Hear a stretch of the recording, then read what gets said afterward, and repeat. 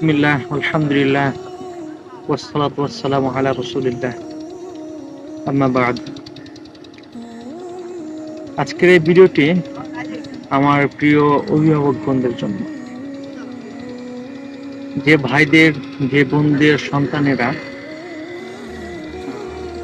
গ্রাম ছেড়ে বিভিন্ন শহর অঞ্চলে পড়ালেখা করে, সেই ভাই এবং সেই বোনদের সন্তানদের জন্য এই ভিডিও।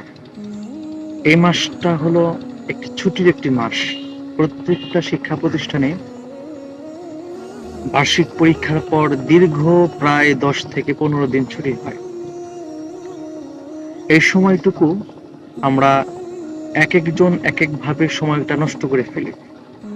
কেউ হয়তো বা শহরেই থাকে, কেউ হয়তো বা গ্রামে চলে আসে।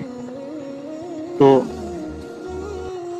এই সময়টা আপনাদের করণীয় কি, বা আপনার সন্তানকে কিভাবে এই সময়টা কাজে লাগাবেন, সেই পদ্ধতিটা আপনাদের সামনে আলোচনা করব।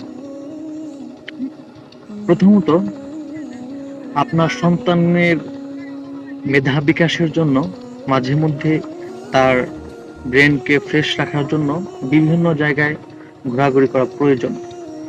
আপনি এই সময়টা আপনার যে গ্রামের বাড়ি আছে সেখানে আপনি আসতে পারেন। আপনার সন্তানকে সেখানে আপনার যে পাড়া প্রতিবেশী, গরিব দুঃখী সবার সাথে আপনাকে পরিচিত করে দিতে হবে। আপনার সন্তানটা যেন এরকম না হয় যে আপনার আত্মীয় স্বজনদের মধ্য থেকে যারা ধনী বা যারা গরিব, যারা একদম নিম্ন স্তরের, তাদেরকে যেন আপনার সন্তান দেখে কেমন যেন অহংকারী মনোভাব যেন না করতে পারে। তাদের সাথে সুন্দরভাবে কথা বলা, তাদেরকে কিছু টাকা পয়সা বা কোনো গিফট দিয়ে সহযোগিতা করা, যেটা আপনার সন্তান আপনার সামনে থেকে দেখবে, ভালো কিছু শিখবে। তাদের সাথে যে আপনার ভালোবাসা বা ভালো এক সুন্দর একটা সম্পর্ক, এই সম্পর্ক যেন তারা এটা পায়।